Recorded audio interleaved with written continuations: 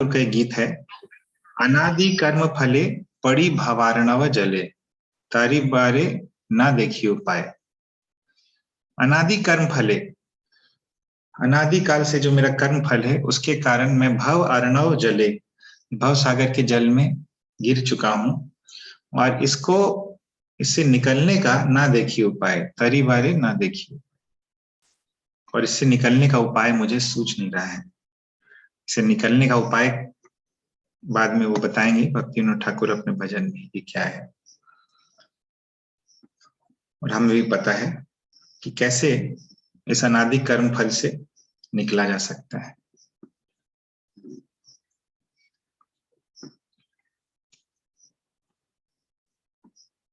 तो अभी देखिए, हाँ बोलिए।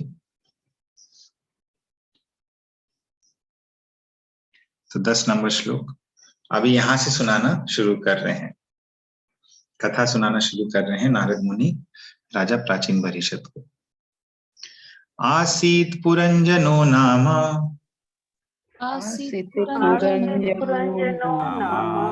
राजा राजन बृहच्छ्रवः,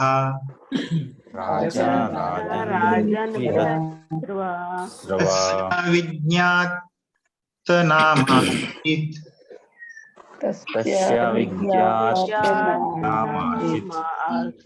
सखा विज्ञात चेष्टितः,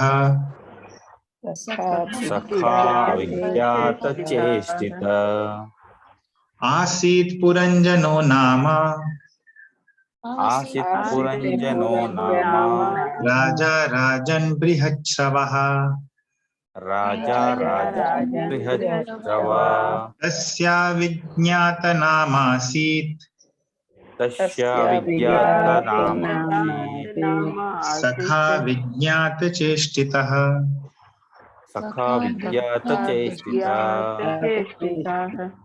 रिपीट करना चाहेंगे। हरे कृष्णा। आसीत पुरंजनो नाम, राजा राजन बृहच्छ्रवः, तस्या विज्ञात नामासीत् सखा विज्ञात चेष्टितः। हरे कृष्णा प्रभु जी। राजा राजन बृहच्छ्रवः। हरे कृष्ण प्रभु जी। असित पुरंजनो नाम, राजा राजन बृहच्छ्रवः, तस्य विज्ञात नामासीत्, सखा विज्ञात चेष्टितः। हरे कृष्ण। अनुवाद और तात्पर्य पढ़िए वंदना माता जी।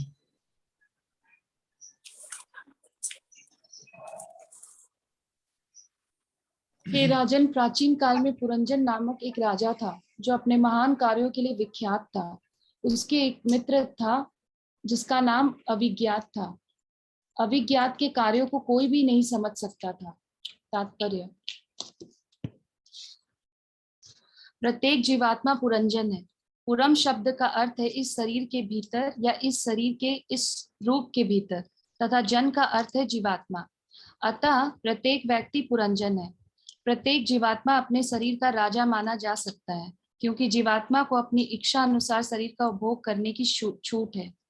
वह अपने शरीर को सामान्यतः इंद्रिय तृप्ति में लगाता है, क्योंकि जिससे देहात्म बुद्धि प्राप्त है वह इंद्रियों की सेवा को ही जीवन का चरम लक्ष्य समझता है। यह कर्म कांड विधि है जिसे आंतरिक ज्ञान नहीं है। जो यह नहीं जानता है कि वास्तव में शरीर के भीतर का जीवात्मा है और जो इंद्रियों के आदेशों का ही पालन करता है, वह भौतिकतावादी है। ऐसा व्यक्ति जो मात्र इंद्रिय तृप्ति में रुचि रखता है पुरंजन कहलाता है। चूंकि ऐसा व्यक्ति अपनी इंद्रियों का भोग अपनी सनक के अनुसार करता है, अतः उसे राजा भी कहा जा सकता है। एक गैर जिम्मेदार राजा अपनी राजसी पद को अपनी व्यक्तिगत संपत्ति मानकर इंद्रिय तृप्ति के हेतु अपने कोष का दुरुपयोग करने लगता है। बृहच्छ्रवा शब्द भी महत्वपूर्ण है। श्रवा शब्द का अर्थ है यश। जीवात्मा अत्यंत प्राचीन काल से विख्यात है, जैसा कि भगवत गीता 2:20 में कहा गया है, न जायते म्रियते वा, जीवात्मा न कभी उत्पन्न होता है और न मरता है। शाश्वत होने से जीवात्मा के कर्म भी शाश्वत हैं, भले ही वह उन्हें विभिन्न शरीरों में प्राप्त संपन्न करे। न हन्यते हन्य मान्य शरीरे, इस शरीर का विनाश हो जाने पर भी वह मरता नहीं। इस प्रकार जीवात्मा एक शरीर से दूसरे शरीर में देहांतर करता है और विभिन्न कर्म करता रहता है। प्रत्येक शरीर में जीवात्मा न जाने कितने कार्य करता है। कभी वह वीर बनता है, जैसे हिरण्यकशिपु तथा कंस, या कि आधुनिक युग में नेपोलियन या हिटलर। ऐसे पुरुषों के कार्य सचमुच महान होते हैं, किंतु उनके शरीर का नाश होते ही सभी कुछ नष्ट हो जाता है, केवल उनका नाम रह जाता है। अतः जीवात्मा को बृहस्पति कहा जा सकता है। वह नाना प्रकार के कार्यों के फलस्वरूप विख्यात हो सकता है, तो भी उसके एक मित्र होता है जिसे वह नहीं जानता। भौतिकतावादी पुरुष यह नहीं जानते कि परमात्मा रूप में ईश्वर प्रत्येक व्यक्ति के हृदय में विद्यमान है। यद्यपि परमात्मा जीवात्मा के निकट मित्र रूप में आसीन रहता है, किंतु जीवात्मा उसे नहीं जान पाता। फलस्वरूप उसे अविज्ञात सखा कहा गया है, जिसका अर्थ है जिसके एक अज्ञात मित्र है। अविज्ञात चेष्टिता शब्द भी महत्वपूर्ण है, क्योंकि जीवात्मा को परमात्मा के निर्देशानुसार कठिन श्रम करना पड़ता है और वह प्राकृतिक नियमों के द्वारा संचालित होता है, तो भी वह अपने को ईश्वर तथा प्रकृति के कठोर नियमों से स्वतंत्र मानता है। भगवत गीता 2:24 में कहा गया है, अच्छेदो यम दाहु यम क्लेद्यो शोष्य ये वच नित्य सर्वगता स्थानुर चलो यम सनातना। यह व्यष्टि आत्मा अटूट तथा अघुलनशील है, ना तो इसे जलाया जा सकता है, ना सुखाया जा सकता है। यह नित्य, सर्वव्यापी, अपरिवर्तनशील, अचर तथा सनातन शाश्वत है। जीवात्मा सनातन शाश्वत है, चूंकि इसे ना तो किसी हथियार से मारा जा सकता है, ना अग्नि से जलाया जा सकता है, ना जल से भिगोया जा सकता है, ना वायु से सुखाया जा सकता है। अतः इसे भौतिक प्रतिक्रियाओं से निर्लिप्त माना गया है।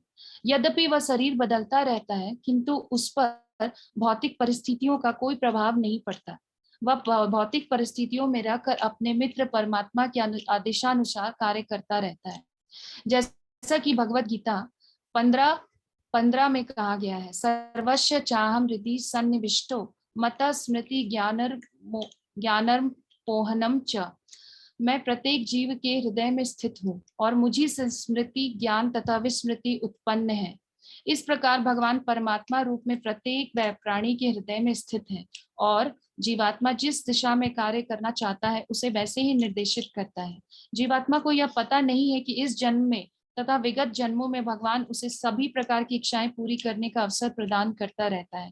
भगवान की स्वीकृति के बिना कोई भी इच्छा पूरी नहीं हो सकती। भगवान द्वारा प्रदत्त समस्त सुविधाओं के प्रति बद्ध जीव अचेत रहता है। हरे कृष्णा।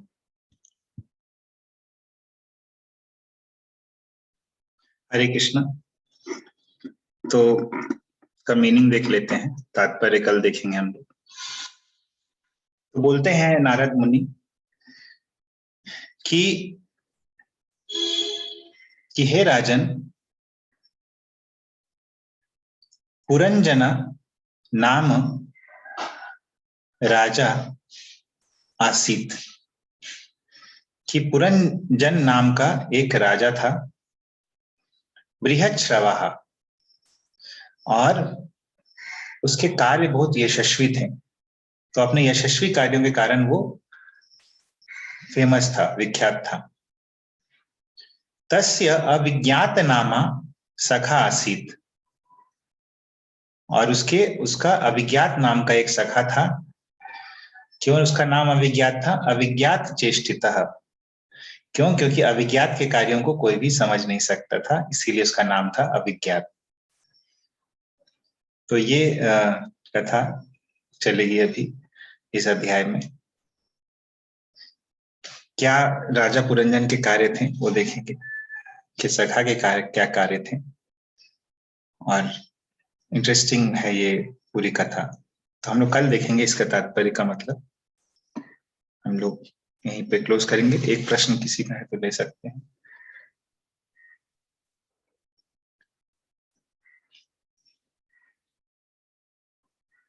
ठीक है, तो हम लोग यहीं पे विराम देते हैं। ग्रंथराज श्रीमद् भागवतम की जय। जगत गुरु श्रील प्रभुपाद की जय। कल्पतरुभ्यश्च कृपा सिन्धुभ्यो पतितानां पावनेभ्यो वैष्णवेभ्यो नमः। अनंत कोटि ऐश्वर्य की जय। हरे कृष्ण कृष्ण, प्रभु जी, दंडवत प्रणाम। दंडवत प्रणाम, सभी भक्त को दंडवत प्रणाम। हरे कृष्ण, दंडवत प्रणाम। हरे कृष्ण।